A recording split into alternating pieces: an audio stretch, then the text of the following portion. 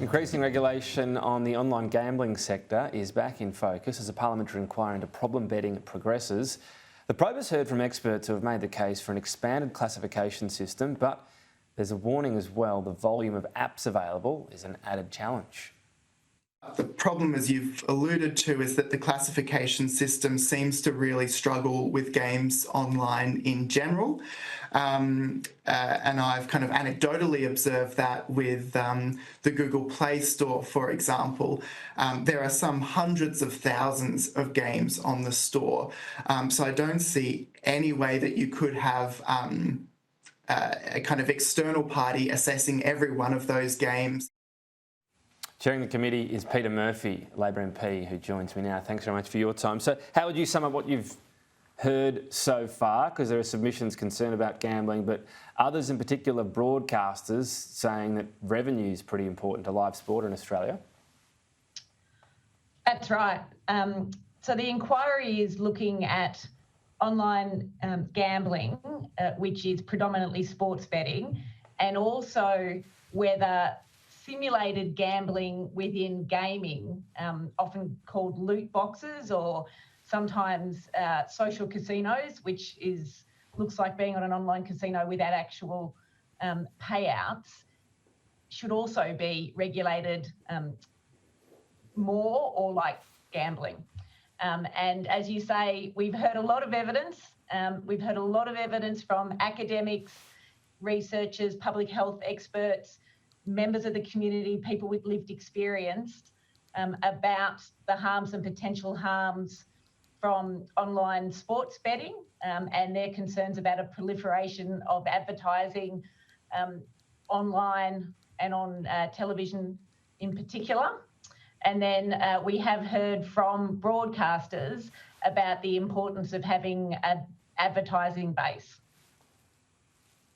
You mentioned there the sort of unregulated part, so either the simulated gaming, which I know the big concern there is, kids are playing casino games, they're not losing money then, but they're basically learning the behaviour, if you like. There's also actual casino games that Australians access through VPNs. They're illegal in Australia, but the attempt to ban them so far has been unsuccessful. Is that a concern? Are these areas that it's going to be very hard for government to actually properly regulate?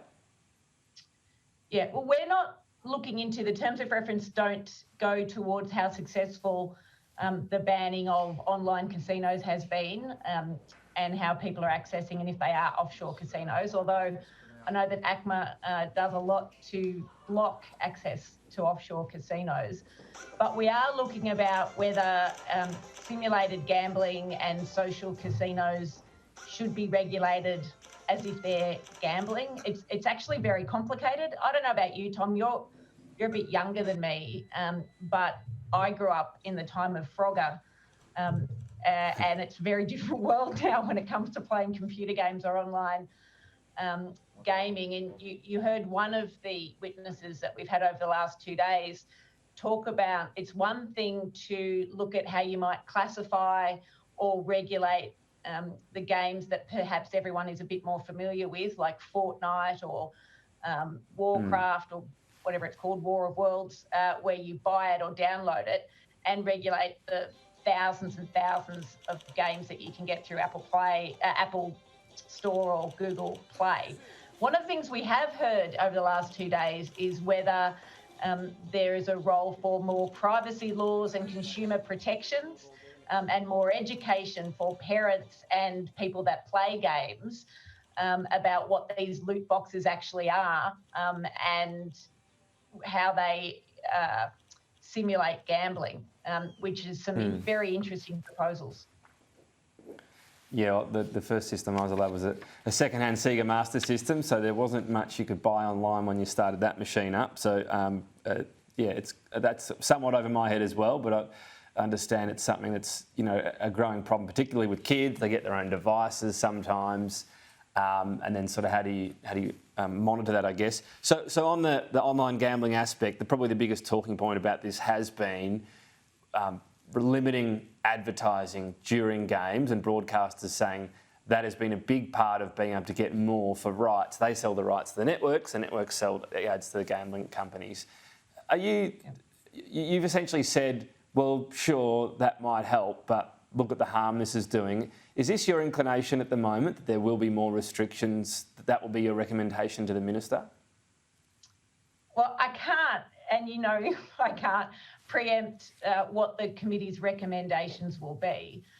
But I can say that essentially what we've been asked to look at is, are the current regulations, the current system, fit for purpose for harm minimisation? Are they fit for purpose for community expectations, also now and flexible enough into the future?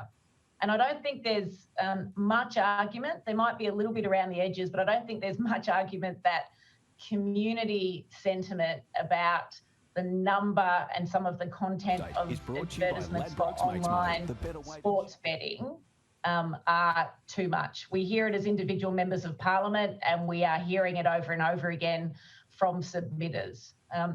It's also clear, and the government's already moving to deal with some of these things by introducing something called Bet Stop, but it's also clear that features of the current system aren't working well enough to help people who are experiencing harm from gambling and gambling addiction to get away from gambling and advertising from gambling companies.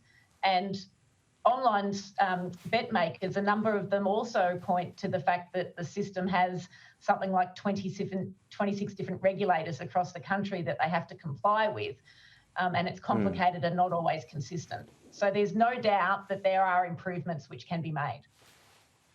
All right. Well, look, we'll talk again when the recommendations are out there. Perhaps, as I said, that the big pushback has so far been from broadcasters about revenue. I don't know, you've spoken about that, but look, when we've got some recommendations, we might thrash them out. Peta Murphy, thanks for your time. Thank you very much. Very happy to come on.